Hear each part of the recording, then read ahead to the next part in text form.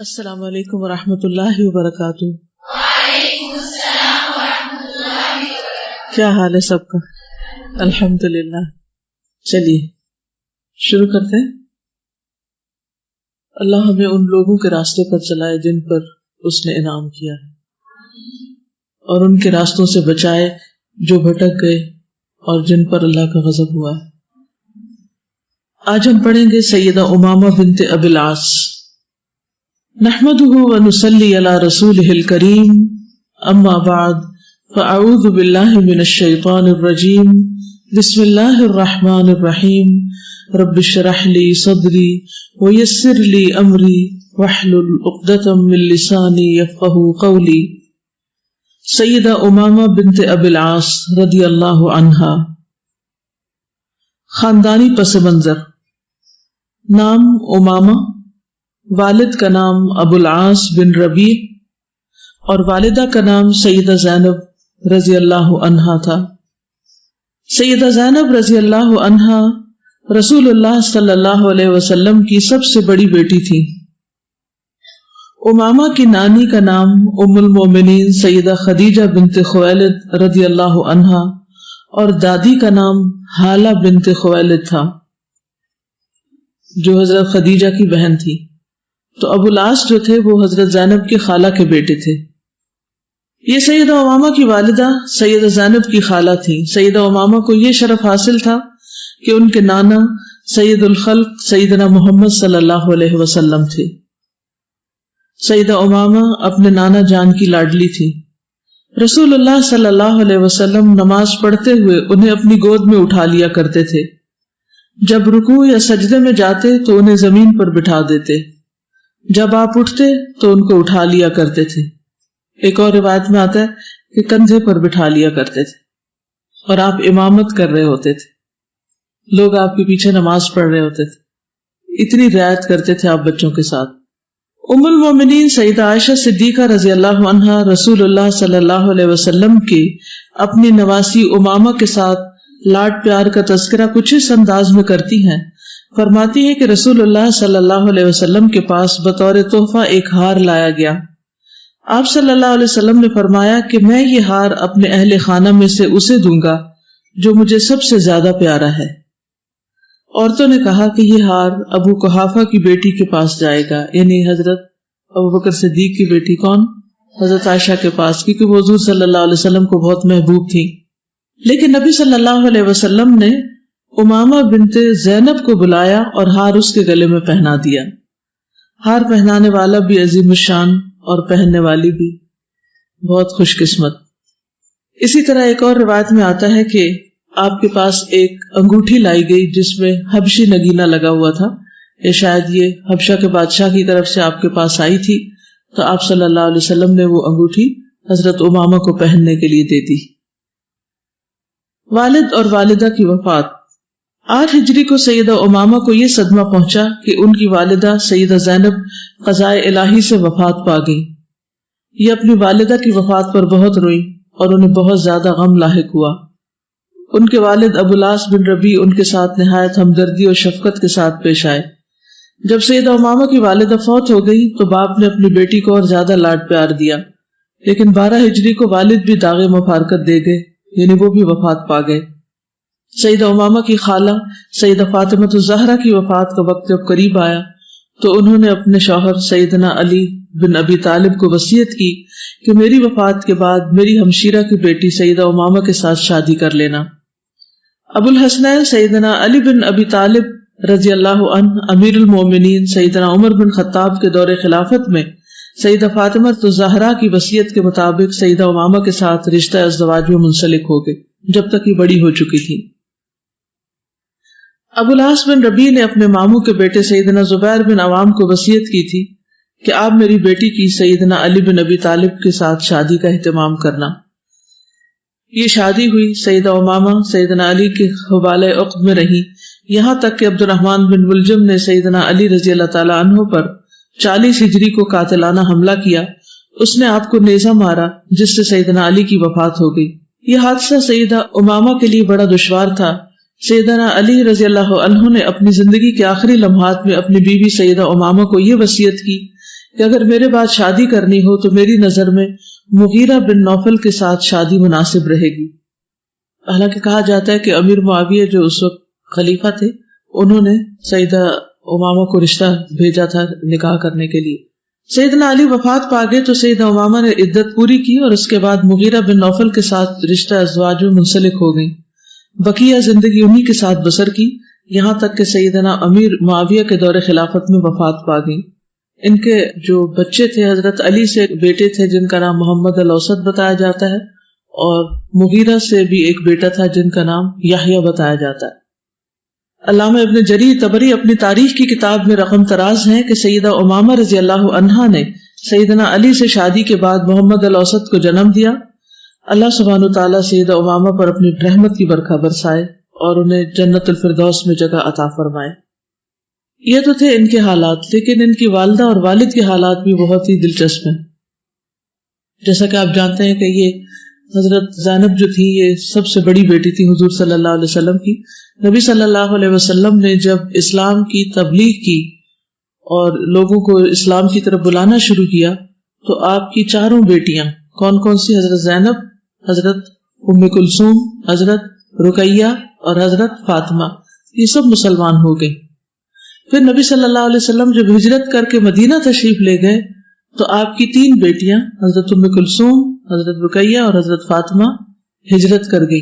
لیکن حضرت زینب نے ہجرت نہیں کی، وہ مکہ میں اپنے شوہر ابو العاص کے پاس ہی رہی. ان کے شوہر مسلمان نہیں ہوئے تھے. حضرت علی مسلمان تھے، حضرت عثمان جو تھے وہ مسلمان تھے، لیکن ابو العاص جو تھے وہ مسلمان نہیں ہوئے.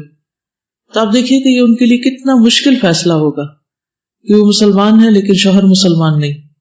لیکن ابھی یہ حکم نہیں آیا تھا کہ اگر 2 میں سے ایک مسلمان ہو جائے تو رشتہ ختم کر دیا جائے، یعنی نکاح ٹوٹ جائے. ابھی اسلام کے پہلے دور میں بہت گھروں میں ایسا ہی تھا کہ شوہر مسلمان ہے تو بیوی مسلمان نہیں، بیوی مسلمان ہے تو شوہر مسلمان نہیں. لیکن ان کے درمیان باہم ایک تعلق قائم رہا، حتیٰ کہ جب اللہ تعالیٰ کی طرف سے مدینہ میں جا کر احکامات نازل ہوئے، دین مکمل ہو گیا، تو پھر یہ بتایا گیا کہ کوئی مسلمان مرد کسی مشرک عورت سے شادی نہ کرے اور اس کو اپنے نکاح میں نہ رکھے، اور پھر اسی طرح کوئی مسلمان عورت جو ہے وہ کسی نان مسلم مرد کے عقد نکاح میں نہیں باقی رہ سکتی. تو بہرحال ان کے شوہر نے ان کو ہجرت کی اجازت نہیں دی اور وہ بھی مکہ میں ہی رہی. پھر کچھ عرصے کے بعد جنگ بدر ہوئی. اب جنگ بدر میں ابو العاص مشرکین کی طرف سے لڑنے کے لیے گئے. وہ وقت نبی صلی اللہ علیہ وسلم کے لیے کتنا تکلیف دہ ہوگا کہ جب آپ کو پتہ چلا ہو کہ آپ کا داماد آپ کے خلاف لڑنے کے لیے آیا ہے جنگ میں. جیسا کہ آپ جانتے ہیں کہ جنگ بدر میں 70 لوگ ان کے مارے گئے تھے مشرکین کے، اور 70 قید ہو گئے تھے. ان قیدیوں میں سے ایک ابو العاص بھی تھے. ابو العاص قید ہو کر آئے تھے. پھر کیا کیا گیا تھا ان قیدیوں کے ساتھ؟ فدیہ دے کر ان کو چھڑایا گیا تھا.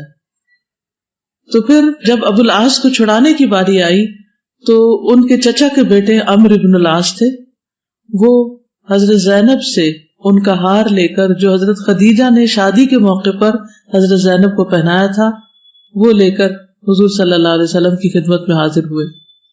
جب آپ کی نظر اس ہار پر پڑی تو آپ کی آنکھوں سے آنسو جاری ہو گئے.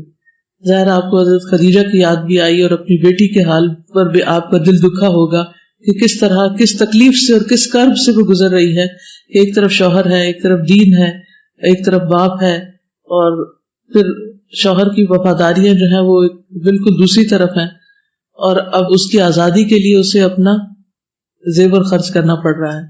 تو آپ صلی اللہ علیہ وسلم نے صحابہ سے کیا کہا تھا؟ آپ نے صحابہ سے مشورہ کیا تھا کہ اگر آپ لوگ اجازت دیں تو یہ ہار واپس کر دیا جائے، اس شرط پر کہ ابو العاص حضرت زینب کو مدینہ آنے دیں گے. بہرحال ابو العاص واپس گئے، آزاد ہو گئے، ہار بھی واپس لے گئے، اور حضرت زینب کو انہوں نے مدینہ بھیجنے کی تیاریاں شروع کر دی. اپنے بھائی یعنی ان کے دیور جو تھے حضرت زینب کے، ان کے ساتھ ان کو روانہ کیا.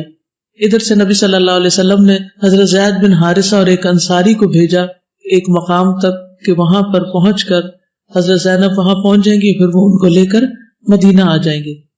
لیکن ہوا یہ کہ جب دن دہاڑے حضرت زینب نکلی ہجرت کے لیے تو اس وقت مشرکین کو خبر ہو گئی اور ان میں سے ایک نے آ کر حضرت زینب کو ایسا نیزہ مارا کہ جس سے ان کا حمل ضائع ہو گیا اور وہ شاید اونٹ سے گر بھی پڑی، اور ان کا بچہ جب ضائع ہو گیا تو وہ بہت شدید بیمار پڑ گئی۔ اتنے میں ابو سفیان کو پتہ چلا تو وہ بیچ میں آ گیا اور اس نے کہا کہ تم لوگ ان کو چھوڑ دو، اور پھر ابو العاص سے کہا کہ یہ ہماری مجبوری ہے کہ ہم کسی کو اس طرح جیتے جی اپنے سامنے ہجرت کر کے جانے نہیں دے سکتے، تو اس لیے تم اگر بھیجنا ہی چاہتے ہو اس کو تو رات کے وقت چھپ کر بھیج دینا، لیکن سامنے نہیں بھیجو۔ تو بہرحال حضرت زینب اس بیماری میں جو مبتلا ہوئی تو وفات تک بیمار رہی، یعنی کہ اس کے بعد صحت یاب نہیں ہوئی۔ کچھ دن کے بعد جب وہ سفر کے قابل ہوئی تو ان کو مدینہ بھیج دیا گیا، اسی طریقے پر جو حضرت زید بن حارثہ موجود تھے اور ان کے ساتھ ایک ساتھی اور تھے، وہ ایک خاص مقام سے ان کو لے کر مدینہ پہنچ گئے۔ ان کی بیٹی بھی ساتھ تھی، سیدہ امامہ۔ دن نبی صلی اللہ علیہ وسلم کے پاس گزر رہے تھے۔ اب آپ دیکھیے کہ نبی صلی اللہ علیہ وسلم کے ساتھ پہلے یہ معاملہ ہو چکا تھا کہ ابو لہب نے اپنے 2 بیٹوں کو حکم دیا تھا کہ وہ آپ صلی اللہ علیہ وسلم کی 2 بیٹیوں کو طلاق دے دیں، اور اب سیدہ زینب جو ہیں وہ شوہر کے بغیر حضور صلی اللہ علیہ وسلم کے پاس آ گئی۔ کتنا تکلیف دہ وقت ہوگا، کتنے مشکل حالات ہوں گے، لیکن دین کی خاطر یہ ساری قربانیاں کی گئیں، ایمان کی خاطر، آخرت کی خاطر۔ اس اسنا میں ایک اور واقعہ پیش آیا، اور وہ یہ کہ حضرت زینب اب امن سے مدینہ میں رہ رہی تھی اپنے شوہر کے بغیر، کہ ان کے شوہر بہت بڑے تاجر بھی تھے، لوگوں کو ان پر بہت ٹرسٹ ہوتا تھا، اپنے مال متاع دے کر ان کو تجارت کے لیے بھیج دیا کرتے تھے۔ تو اسی طرح وہ ایک مرتبہ تجارت کی غرض سے شام گئے، تو واپسی پر مسلمانوں کی ایک جماعت نے ان کو پکڑ لیا اور ان سے سارا مال لوٹ لیا۔ اب وہ اپنی وائف کے پاس یعنی حضرت زینب کے پاس مدینہ آئے اور کہا کہ میں پناہ لینے کے لیے آیا ہوں، مجھے پناہ دو۔ تو حضرت زینب نے حضور صلی اللہ علیہ وسلم سے اجازت لے کر ان کو پناہ دی، لیکن یہ کہا کہ تم شوہر بیوی کے تعلقات قائم نہیں کر سکتے کیونکہ اب وہ مسلمان نہیں ہے۔ تو ایک اجنبی کی حیثیت سے حضرت زینب نے ابو العاص کو پناہ دی۔ یہ وقت بھی کتنا تکلیف دہ ہوگا، یعنی کتنی عجیب حالت۔ ایک طرف خالہ کا بیٹا، شادی ہوئی لیکن شادی اسلام کی وجہ سے ختم ہو گئی، بیٹی بھی موجود ہے، کوئی جذبات ایسے بیچ میں نہیں آئے کہ جو اللہ کی حدود توڑنے پر آمادہ کر دیں۔ یعنی آپ دیکھیے کہ بہت دفعہ ایسا ہوتا ہے نا کہ جذبات انسان پہ غالب آ جاتے ہیں اور وہ بھول جاتا ہے کہ اللہ کا حکم کیا ہے، حلال کیا اور حرام کیا ہے۔ تو بہرحال پھر وہی مرحلہ پیش آیا جیسے ہار والا مرحلہ تھا۔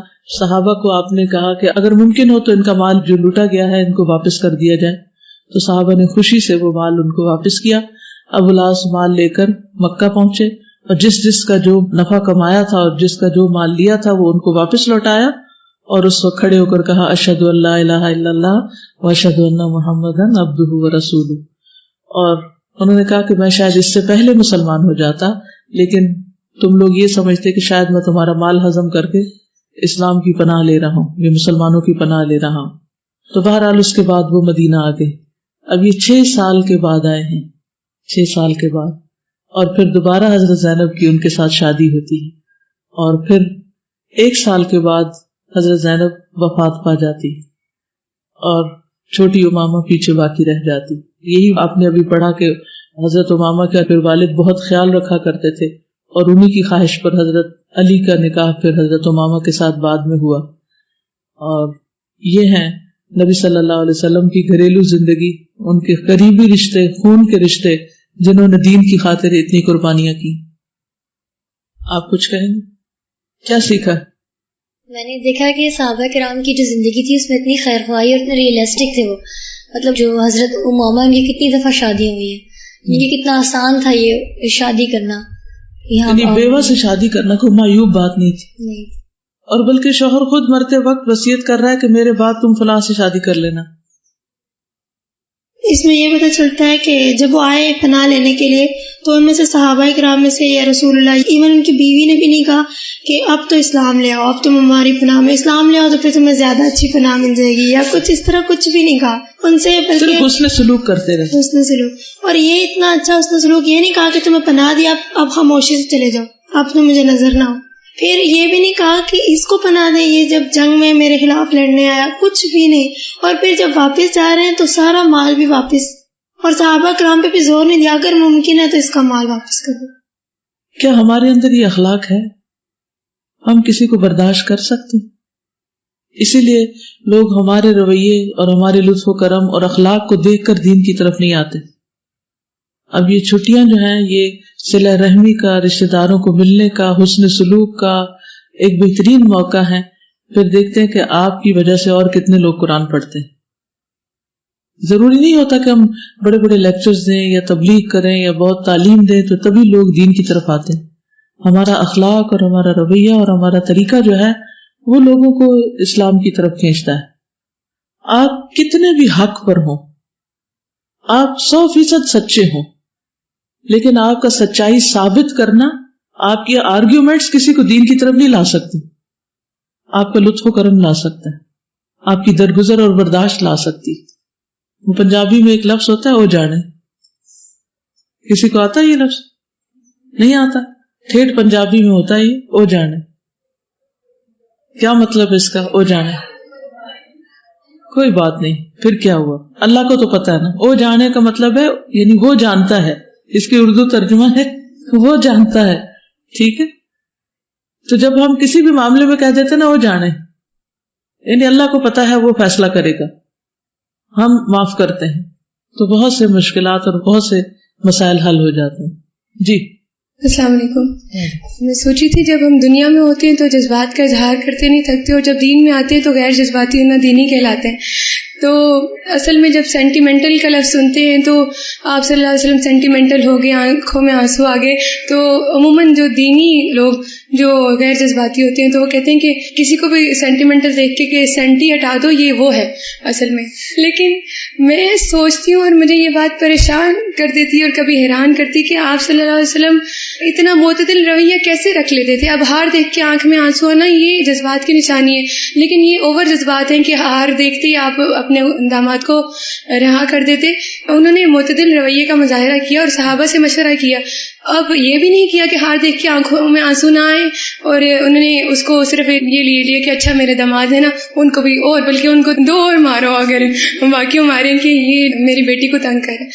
یہ بیلنسڈ اپروچ اتنا زیادہ ہم لوگ اپنے طریقے سے عمل کرنا چاہتے ہیں، اپنے آئیڈیاز بنا دیتے ہیں، تو یہ نہیں آتا. اسلام اعتدال سنت کو دیکھے بغیر آتا ہی نہیں. اس کے لیے سیرت اور حدیث کا مطالعہ کرنا بے حد ضروری ہے. السلام علیکم. میں یہ بات کہنا چاہوں گی کہ اب تک جتنی صحابیات کا ہم پڑھ چکے ہیں اس میں ایک چیز تو بڑی کامن ہے کہ وہ بہت بریو ہے. ٹھیک ہے، کیونکہ جیسے ابھی ان کا بھی ذکر ہو رہا ہے تو مطلب ان کو ایک قربانی نہیں دینی پڑی بلکہ قربانی در قربانیاں دینی پڑی ہیں، اور اس پہ یہ بھی نہیں ہوا کہ یہ سٹاپ ہوگی کسی جگہ پہ. لائک جیسے ہم لوگ کرتے ہیں، ہمیں ایک جگہ پہ مطلب کوئی قربانی دینی پڑ جائے تو ہم کہتے ہیں بس ہماری لائف تو یہی اینڈ ہوگی، بس اس کے بعد تو کچھ نہیں رہا، ہم اس کو سر پہ لے لیتے ہیں. لیکن یہ تو ایک کے بعد ایک، پھر اس کے بعد ایک، اور اسی طرح ان کی لائف جو ہے وہ ختم ہو جاتی ہے.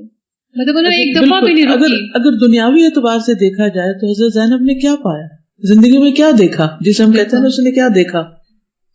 لیکن مسلمان تو آخرت کو سامنے رکھ کے جیتا.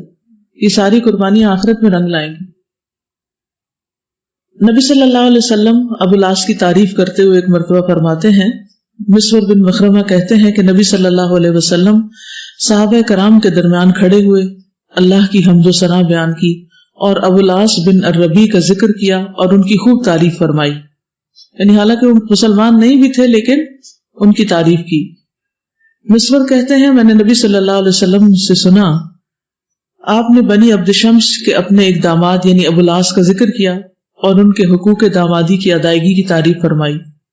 پھر فرمایا اس نے مجھ سے جو بات بھی کہی سچی کہی کہ میں زینب کو بھیج دوں گا تو بھیج دیا، جو وعدہ میرے ساتھ کیا مجھے پورا کر کے دکھایا. یہ بھی کتنی بڑی بات ہے کہ کسی کی خوبی کی تعریف اس کی غلطیوں کے باوجود. غلطی کیا تھی ابو العاص کی؟ سب سے بڑی غلطی تھی وہ مسلمان نہیں ہوئے تھے. اس کے بعد غلطی کیا تھی؟ وہ جنگ بدر میں مسلمانوں کے خلاف لڑنے کے لیے آگے. اور غلطی کیا تھی؟ حضرت زینب کو روک رکھا تھا. یہ ساری چیزیں ایک طرف، لیکن جو اچھی بات تھی وہ اچھی بات تھی، اس کی آپ نے تعریف فرمائی. تو اسی طرح اگر کسی کے اندر خامیاں ہوں اور 100 خامیاں ہوں، لیکن اگر ایک خوبی ہو تو اس کا ذکر کر دیا کرے. یہ اچھے ریلیشن شپ کے لیے بہت ضروری. آپ دیکھیں گے کہ فَإِذَا الَّذِي بَيْنَكَ وَبَيْنَهُ عَدَاوَةٌ كَأَنَّهُ وَلِيٌّ حَمِيمٌ. یہی ہے ادفع باللتی ہی احسن، برائی کو بھلائی کے ساتھ دفع کرنا. کہ پتہ ہے برا ہے، ہیں خرابیاں، لیکن کوئی ایک اچھی بات ایسی کی جائے کہ جس سے وہ خرابی دور ہو جائے. حضرت زینب کے بارے میں نبی صلی اللہ علیہ وسلم فرماتے ہیں زینب بہتر ہے، اور ایک روایت میں ہے زینب میری افضل بیٹی ہے، اسے میری وجہ سے تکلیف پہنچی ہے. یعنی جو ہجرت کرتے ہوئے جب آ رہی تھی اور اونٹ سے گر گئی اور ان کا بچہ ضائع ہو گیا اور وہ بیمار رہی مستقل طور پر، تو آپ نے فرمایا کہ میری وجہ سے ان کو یہ تکلیف پہنچی ہے. پھر اسی طرح ابتداء اسلام میں والد کی خدمت بھی کیا کرتی تھی. حارث بن حارث کہتے ہیں کہ میں نے اپنے والد سے کہا یہ مجمع کون سا ہے؟ انہوں نے کہا یہ لوگ اپنی قوم کے ایک صحابی کے گرد جمع ہیں، یعنی نبی صلی اللہ علیہ وسلم کے. کہتے ہیں کہ پھر ہم وہاں گئے تو دیکھا کہ رسول اللہ صلی اللہ علیہ وسلم لوگوں کو اللہ عز و جل کی توحید پر ایمان لانے کی دعوت دے رہے تھے، اور لوگ آپ کو جھٹلا رہے تھے اور آپ کو اذیت پہنچا رہے تھے، یہاں تک کہ آدھا دن گزر گیا. یعنی صبح سے لے کے دوپہر تک مسلسل یہ ٹسل جاری رہی، اور لوگ آپ سے ہٹ گئے. یعنی آپ نہیں ہٹے، لوگ ہٹ گئے جب تھک گئے. ایک عورت آپ کے پاس آئی جس کی گردن سے دوپٹہ ہٹا ہوا تھا، اس نے ایک پیالہ اور رومال اٹھا رکھا تھا. آپ صلی اللہ علیہ وسلم نے اس سے وہ پیالہ لے لیا، اس سے پانی پیا اور وضو کیا، اپنا سر اٹھایا اور فرمایا اے میری بیٹی اپنا دوپٹہ درست کر لو، یعنی گردن ڈھانپ لو. ہم سب کو بھی خیال رکھنا چاہیے، بعض لوگ دوپٹے سے اوپر کا اسکارف بناتے ہیں اور پھر ایک طرف سے بنا لیتے ہیں اور ایک طرف سے گردن اور یہ سینہ سارا کچھ نظر آ رہا ہوتا ہے، تو اس سے حجاب نہیں ہوتا. اور اپنے باپ کے متعلق خوف زدہ نہ ہو. ہم نے کہا یہ لڑکی کون ہے؟ لوگوں نے کہا آپ کی بیٹی زینب. یعنی جب اسلام کی راہ میں نبی صلی اللہ علیہ وسلم کو ستایا جاتا تھا تو یہ آپ کی کیئر کرنے والی تھی. شوہر سے پہلے قبول اسلام. ابن عباس رضی اللہ عنہما سے روایت ہے کہ رسول اللہ صلی اللہ علیہ وسلم نے اپنی بیٹی زینب کو ان کے شوہر ابو العاص بن الربیع کے قبول اسلام پر پہلے نکاح کے ساتھ ہی ان کے حوالے کر دیا، یعنی نیا مہر مقرر نہیں کیا. اثر نو نکاح اور مہر مقرر نہیں کیا، یعنی اسی نکاح کے اوپر واپس لوٹا دیا. حالانکہ زینب رضی اللہ عنہا نے اپنے شوہر سے 6 سال قبل اسلام قبول کیا تھا. پھر اسی طرح حضرت زینب کو پناہ دینے کی بات ہے. ام سلمہ سے روایت ہے کہ جس وقت رسول اللہ صلی اللہ علیہ وسلم ہجرت کے لیے نکلے تو رسول اللہ صلی اللہ علیہ وسلم کی بیٹی زینب نے اپنے شوہر ابو العاص بن ربیع سے اجازت لی کہ وہ رسول اللہ صلی اللہ علیہ وسلم کے پاس چلی جائیں، تو انہوں نے اجازت دے دی، وہ آپ کے پاس آ گئی. پھر ابو العاص بھی مدینہ آئے اور زینب کی طرف پیغام بھیجا کہ اپنے والد سے میرے لیے امان طلب کرو. تو وہ نکلی اور اپنے حجرے کے سامنے دروازے سے اپنا سر باہر نکالا، جبکہ رسول اللہ صلی اللہ علیہ وسلم لوگوں کو فجر کی نماز پڑھا رہے تھے. انہوں نے کہا اے لوگو، میں رسول اللہ کی بیٹی زینب ہوں، میں نے ابو العاص کو پناہ دی ہے. جب رسول اللہ صلی اللہ علیہ وسلم نماز سے فارغ ہوئے تو آپ نے فرمایا اے لوگو، مجھے اس بات کا علم نہیں تھا یہاں تک کہ تم نے اسے سن لیا. سنو، مسلمانوں میں سے ادنا فرد بھی امان دے سکتا ہے، یعنی کسی کو پناہ دے سکتا ہے. پھر ان کی جو وفات ہوئی تو ام عطیہ سے روایت ہے کہ انہوں نے کہا جب نبی صلی اللہ علیہ وسلم کی بیٹی زینب وفات پا گئی تو رسول اللہ صلی اللہ علیہ وسلم نے ہمیں فرمایا اسے طاق تعداد میں 3 یا 5 مرتبہ غسل دو اور 5ویں بار اس میں کافور ڈال دینا، یعنی خوشبو ڈال دینا پانی میں، اور جب تم غسل سے فارغ ہو جاؤ تو مجھے بتانا. کہتی ہیں کہ ہم نے آپ کو بتایا، آپ نے ہمیں اپنا تہبند دیا اور فرمایا اس کو اس کے جسم کے ساتھ لپیٹ دو، یہی آپ کا کفن تھا. ان کی والدہ حضرت خدیجہ جو تھی وہ دنیا کی بہترین خواتین میں سے ہیں، سب عورتوں سے بہتر ہیں. ان کے لیے جنت میں محل کی خوشخبری ہے. نبی صلی اللہ علیہ وسلم کو حضرت خدیجہ کی محبت عطا کی گئی تھی. آپ نے فرمایا قد رزقت حبھا. ان کی خالہ جو تھی حضرت زینب کی، وہ حالہ تھی، حالہ بنت خویلد ابو العاص کی والدہ. اور ایک مرتبہ نبی صلی اللہ علیہ وسلم بیٹھے ہوئے تھے تو حالہ نے اجازت مانگی اندر آنے کی، تو آپ کو حضرت خدیجہ کا اجازت مانگنا یاد آ گیا اور آپ اس وجہ سے خوش ہوئے. آپ نے فرمایا اللہم حالہ بنت خویلد، اللہ یہ تو حالہ بنت خویلد ہے. یعنی اتنی زیادہ ریزمبلنس تھی کہ انہیں یوں لگا جیسے خدیجہ آ گئی ہیں. کوئی ایک بات بتائیے جو اس سے آپ نے اپنے لیے لی ہو کہ آپ کیا کریں گی ان کی شخصیت کو سامنے رکھتے ہوئے، اس سے سبق لیتے ہوئے. السلام علیکم. وعلیکم. مجھے یہ کہنا تھا کہ دیکھیں جیسے سیدہ امامہ جو تھی وہ بتایا تھا کہ اپنے نانا جان کی لاڈلی تھیں اور حضور صلی اللہ علیہ وسلم ان کو کیا کہتے تھے اپنے گود میں بٹھا لیا کرتے تھے. تو اس سے ہمیں یہ بھی پتہ چلتا ہے کہ یہ سنت کا طریقہ ہے کہ ہم بچوں کے ساتھ جو ہے وہ پیار سے پیش آئیں.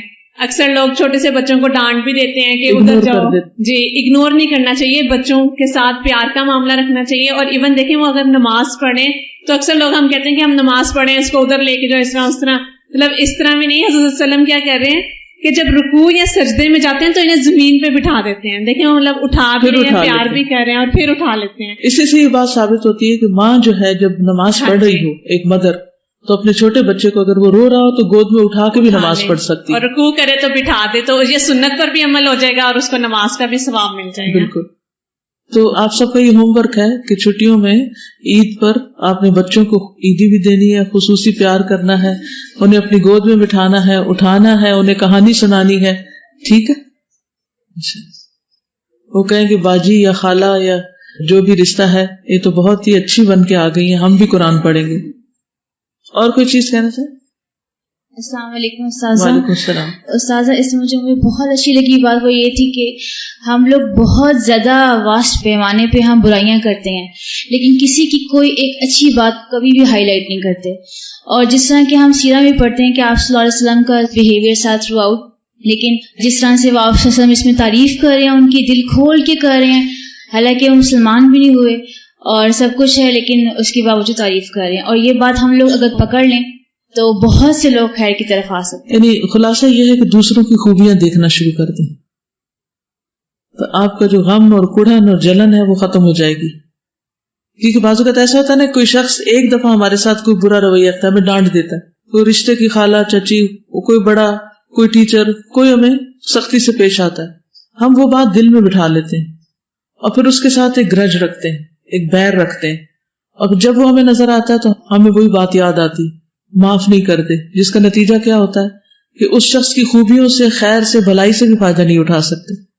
تو یہ کوالٹی اپنے اندر پیدا کریں کہ دوسروں کی غلطیوں کو معاف کر کے ان کے اندر جو خوبیاں ہیں یا جو اچھی باتیں ہیں ان کو مد نظر رکھتے ہوئے ان کے بارے میں اپنے دل کو ٹھنڈا کریں. غصہ کھانے کی بجائے خوشی اپنے اندر پیدا کریں, اور یہ صرف اسی وقت ہو سکتا ہے جب آپ دوسروں کی خوبیوں پر نظر رکھیں, خامیوں پر نظر رکھ کے نہیں ہو سکتا. اور اگر نہیں بھولنے کو بلایا جا رہا ہے تو اگنور کر دیں, پھر اس طرف دیکھیں ہی نہ, تاکہ آپ اپنے آپ کو تو بچائیں ایک مصیبت سے.